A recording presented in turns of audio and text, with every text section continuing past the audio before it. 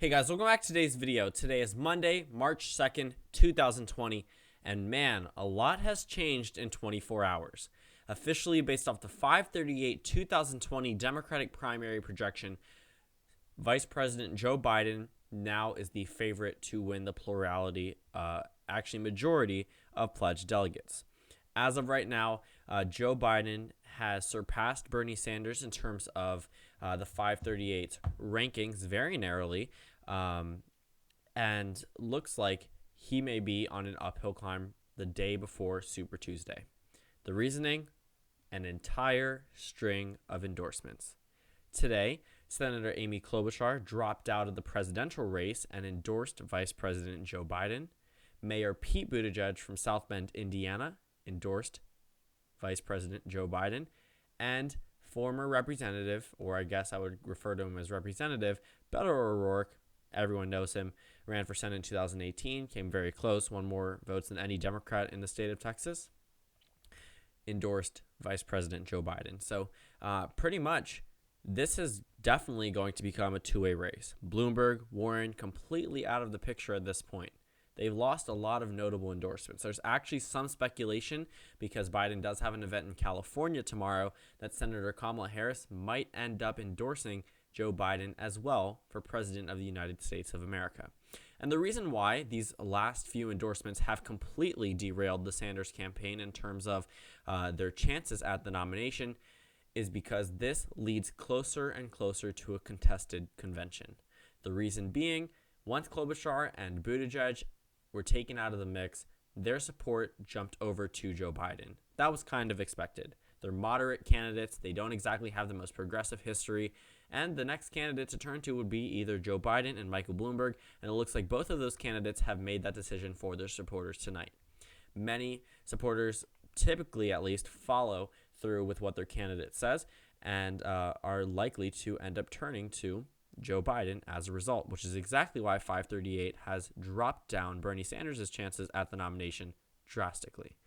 If you just take a look at that graph, you can see how it goes from a very good point for Bernie Sanders all the way down to being narrowly below Vice President Biden.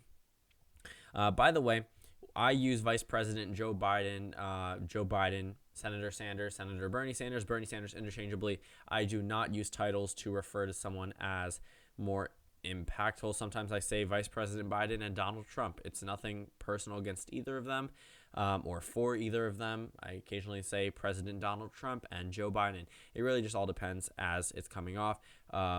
There's no intent with the way that I refer to these elected officials. But Super Tuesday, let's go ahead and see.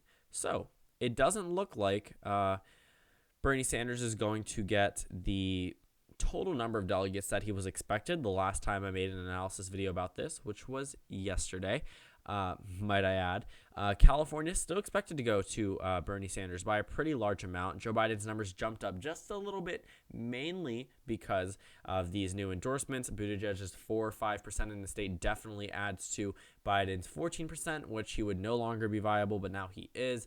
Klobuchar's 4 or 5% also adds to Joe Biden's numbers. And now it looks like Sanders may not actually be getting that many more delegates than Vice President Biden. And it all comes down to what happens tomorrow. Obviously, Sanders is going to need a pretty substantial amount of the vote in order to actually make a huge difference between him and Joe Biden in terms of delegate count. Biden slowly inching up, but after Super Tuesday, I still expect Sanders to come out with the majority of delegates. This Beto O'Rourke endorsement really hurt Bernie Sanders. Bernie Sanders was supposed to win Texas for the longest period of time after January, and once it started hitting into South Carolina, that's when everything changed. You can actually see as South Carolina hit right over here on this graph where Joe Biden completely jumped up. Joe Biden was on a downward spiral. I mean, he was going to end his campaign. South Carolina was going to be a win for Bernie Sanders, and all of a sudden things started falling up into place for him. And a lot of people I've been seeing have been saying that this is the DNC trying to push a certain candidate. And I mean, did you expect anything else? The DNC, I wouldn't go too far as to say this is corrupt work. Obviously, certain Democrats that we already knew were moderates are going to back a moderate candidate, Klobuchar, Buttigieg, O'Rourke. I don't know where there was an idea that they would endorse Bernie Sanders because a lot of them do not stand for what he stands for. They stand for much more of what Joe Biden stands for. I'm not surprised by any of these endorsements. The timing of it is impeccable for Joe Biden. I'll give them that. But at the same time, I genuinely do not think that this is a last-minute scare push from the DNC. I definitely think this would have been maybe not as quick, maybe not right before Super Tuesday, but these endorsements would have come to Joe Biden regardless. And also, it could just be that South Carolina was really good for Joe Biden. A lot of people are going to want to jump onto this administration if Biden does end up winning the nomination. Joe Biden said to reporters that he would put Pete Buttigieg on the administration. He hinted at it for Beto O'Rourke. I'm sure Amy Klobuchar has a spot coming in. Possibly tomorrow we may see Kamala Harris on the other half of the ticket. So that's all speculation, no guarantee. But North Carolina jumped up for Joe Biden as well. Not saying that he wasn't already expected to win.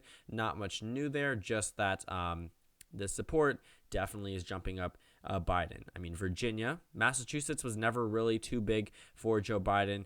Not really expecting to do too well there, but Bernie Sanders is still expected to win. Minnesota, Sanders is now the favorite to win, obviously. Klobuchar gave Biden a little bit of a boost, but there's a lot of early votes that have already been casted, and that's not just here. That's in a number of states that are pretty much going to go to waste. However, if Klobuchar and Buttigieg decide to allocate their delegates towards Joe Biden, that's only going to help his case moving on. Bloomberg, we do need to take a look out for because nobody's talking about him right now, but tomorrow we may be talking only about Michael Bloomberg. Colorado also still very large lead for Bernie Sanders, a pretty drastic win expected for him in terms of percentages. Tennessee, this is a southern state, so Biden I'm going to say is the favorite, and yes he is. 66% chance of winning Tennessee. And don't really expect anything different. Michael Bloomberg, if he was taken out of the equation, again, Biden would be dominating so much more. And I do not think that the Bernie Sanders camp is ready for a Bloomberg withdrawal from the race if it does happen. Alabama, 41% of the vote is expected to go to Joe Biden. He's back up to where he was before that Biden drop. You literally can see here where Biden all of a sudden dropped after I don't think that was actually, yes, that was Iowa caucus. And, now he's back to where he was before. Moving over to Oklahoma, Joe Biden also is the favorite to win here, breaking away from Bernie Sanders and Michael Bloomberg. For some reason, this was a Sanders state in 2016. Baffles me that Biden is doing so well, but that's just how the cards are being laid. Arkansas, Biden is the expected winner per the usual southern state. Utah, definitely Sanders territory. I mean, he was visiting here. Biden definitely does not care about Utah. I can guarantee that. Expected 2 delegates here, so nothing to worry about for Biden there. Maine, Sanders expected to win. Biden still gets some delegates. Bloomberg and Warren. One person that we haven't heard from much is Elizabeth Warren. If she drops out, I'm actually genuinely interested as to who she allocates her support to because, the logical choice would be Bernie Sanders, but then if you take a look at their political history and political relationship, not so much. Not only have we seen endorsements for Joe Biden from the top candidates that have previously dropped out of the race, we also have Senator Harry Reid, and I think that's a really big gut punch to Elizabeth Warren. She was recruited by him to run for president of the United States, to run for Senate from Massachusetts by Harry Reid, and Harry Reid endorsed Joe Biden today. Not only that, Illinois Senator Tammy Duckworth also endorsed Joe Biden for president. That is a pretty substantial endorsement, especially looking ahead to Illinois and a number of other Super Tuesday states. She's going to be a very big advocate on the campaign trail. Just a number of congressmen from Texas to California to Ohio. Senator Mark Udall, that lost re-election, I think, in 2014, even though his relative brother won in New Mexico. Someone related to him won that same year. Susan Rice endorsed Joe Biden today. A number of people from Virginia, Massachusetts, North Carolina, Oklahoma, just a number of people supporting Joe Biden today, and this is really going to help his campaign just overnight.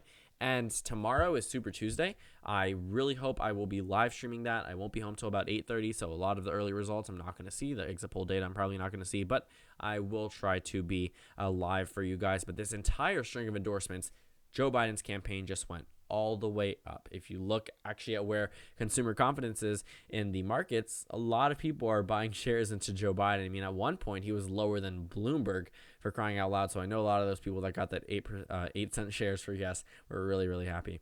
But we'll see tomorrow. I am very excited as to taking a look at actual results for the Democratic primary. We've seen a number of states individually, but this time we have the big ones: California, Texas, North Carolina, Virginia, Massachusetts, Minnesota, Colorado, Tennessee, Alabama, Oklahoma, Arkansas, Utah, Maine, Vermont, and American Samoa. I'm not sure how those are organized. I believe it is by total delegate count. Could be wrong. I think I'm right about that, but we'll end up seeing very soon. So thank you guys so much for watching this video. Make sure to comment down suggestions below, and I will see you all tomorrow.